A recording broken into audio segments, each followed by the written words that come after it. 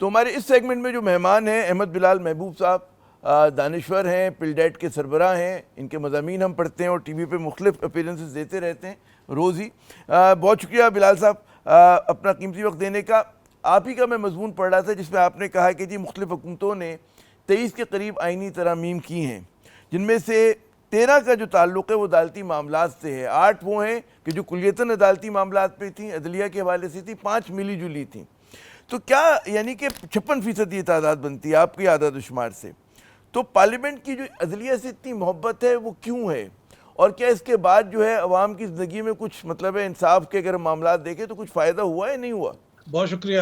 میں نے اسی مضمون میں ایکسپلین کرنے کی کوشش کی ہے، چونکہ عدلیہ ایگزیکٹو کے راستے میں رکاوٹ بنتی ہے بہت چیزوں کے بارے میں، ان کو منمانی نہیں کرنے دیتی، اور پارلیمنٹ کا اپنا نظام جو ہے اوور سائٹ کا وہ کمزور ہے، وہ ایگزیکٹو کو نہیں روک پاتی، کیونکہ ہمارے نظام پارلیمانی نظام میں ایگزیکٹو پارلیمنٹ کا ایک حصہ ہوتی ہے، تو اس لیے پارلیمنٹ اس کو ایگزیکٹو کو روک نہیں پاتی، تو اب صرف جا کے عدلیہ ہی رہ جاتی ہے۔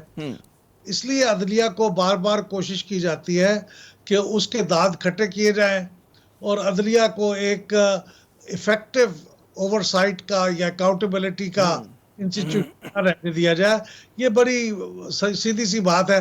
یہ صحیح ہے کہ عدلیہ بھی کبھی کبھی اپنے اختیارات سے تجاوز کر لیتی ہے، لیکن بنیادی بات یہی ہے کہ انتظامیہ کو یہ بات اچھی نہیں لگتی۔ تو اس کی وجہ سے ظاہر ہے کہ اچھی نہیں لگتی، تو ہمارا تصور ہے آزاد عدلیہ کا، خود مختار عدلیہ کا، غیر جانبدار عدلیہ کا، وہ کتنا ہمارے یہاں کمپرومائز ہو چکا ہے، کتنا متاثر ہو چکا ہے پاکستان میں؟ دیکھیے بار بار کوششیں کی گئی اس کو متاثر کرنے کی، لیکن یہ پھر بھی چونکہ پاکستان کے اندر تمام تر کمزوریوں کے باوجود ایک جمہوری اسپرٹ لوگوں کے اندر ابھی بھی باقی ہے، اور وہ بار بار پھر واپس آ جاتی ہے اسی طریقے سے۔ جیسے آپ دیکھیں نا 26ویں آئینی ترمیم کو بھی جس طرح ایک رات پہ پاس کرانے کی کوشش کی گئی تھی 1 مہینہ 1.5 مہینہ پہلے، تو نہیں ہو سکا، باوجود اس کے کہ بہت طاقتور لوگ تھے، کر سکتے تھے، لیکن نہیں ہو سکا۔ تو اس لیے یہ میں سمجھتا ہوں کہ کوشش تو کرتے ہیں لیکن عدلیہ کمپرومائز نہیں ہوتی، عدلیہ کے اندر ہی لوگ اٹھتے ہیں، وہ آزادانہ اپنے آپ کو کنڈکٹ کرتے ہیں۔ یہ بہت غنیمت ہے ہمارے ہاں کہ اس کے باوجود کہ کوششوں کے باوجود عدلیہ نے پھر بھی بعض، اگرچہ کہیں کمپرومائز بھی ہوئی فوجی حکومتوں کے زمانے میں، لیکن اس کے باوجود کلمہ حق بلند کرتی رہتی ہے، اور ابھی بھی کر رہی ہے میرے خیال میں۔ مزاحمت جاری ہے، سول سوسائٹی ان کے ساتھ مل جاتی ہے، وکلا مل جاتے ہیں۔ اچھا آپ ہی کے مضمون میں تھا کہ جی انڈین پارلیمنٹ نے 106 کانسٹیٹیوشنل امینڈمنٹس پاس کی، جن میں سے صرف 11% کا تعلق 11 کا یا 10% کا جو تعلق تھا وہ جوڈیشری سے ہے۔ تو میرا مجھے ایک سوال کا حصہ رہ گیا کہ کیا جو ہماری یہ ترامیم ہوئیں وہ ٹھیک ہے ایگزیکٹو نے اپنی مرضی کے لیے کی، لیکن کہیں عوام کی فلاح کا، بہبود کا بھی تصور ہے ان ترامیم میں؟ دیکھیے جو ہماری کچھ ترامیم میں تو فلاح کا تصور ہے، اور ہمارے کانسٹیٹیوشنل نظام کو، ہمارے پارلیمانی نظام کو کوئی ریفارم کرنے کی طرف اس کی توجہ تھی۔ جیسے میں سمجھتا 18ویں ترمیم ایک بہت اہم ترمیم تھی۔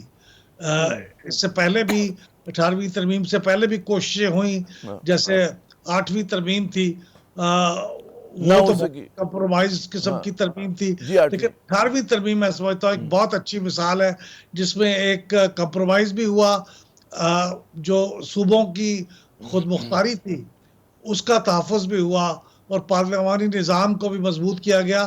تو یہ بہت عوام کی فلاح کے لیے تھی، لیکن اکثر ایسی تھی جو کہ طاقتور حلقوں کو مزید طاقت فراہم کرنے کے لیے کی گئی۔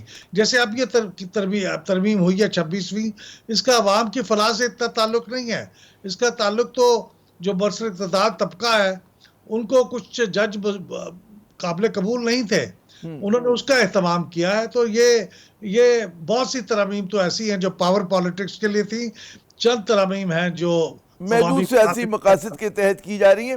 کیا 26ویں ترمیم میں ایسی کمزوریاں ہیں حکومت کے نقطہ نظر سے کہ جس کا سورا ہے، اور پھر ہم باز گشت سن رہے ہیں، قیاس آرائیاں سن رہے ہیں 27ویں ترمیم آنی چاہیے؟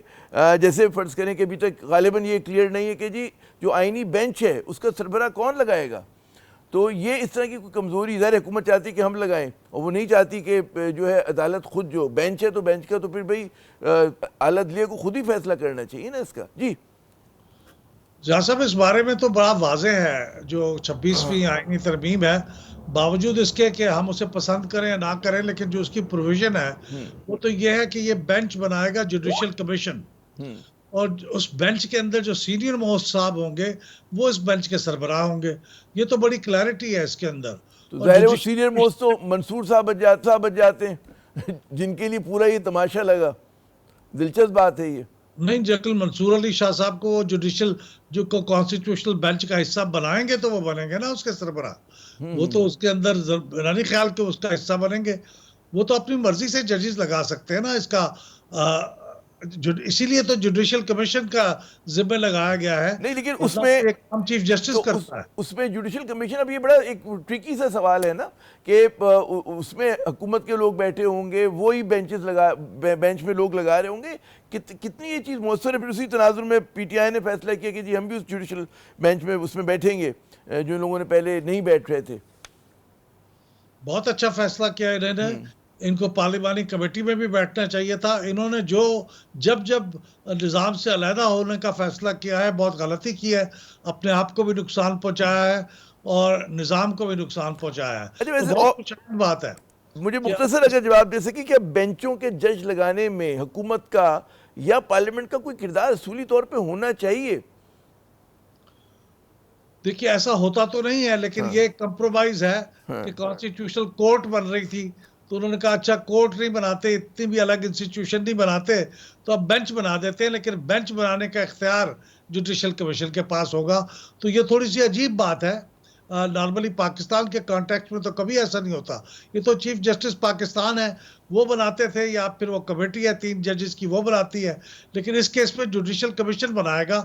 یہ صحیح ہے کہ اس میں 4 ججز بھی ہوں گے، لیکن اس میں 4 پارلیمنٹیرینز بھی ہوں گے، اس میں ایک وکیل بھی ہوں گے اور ایک سول سوسائٹی بھی ہوگی.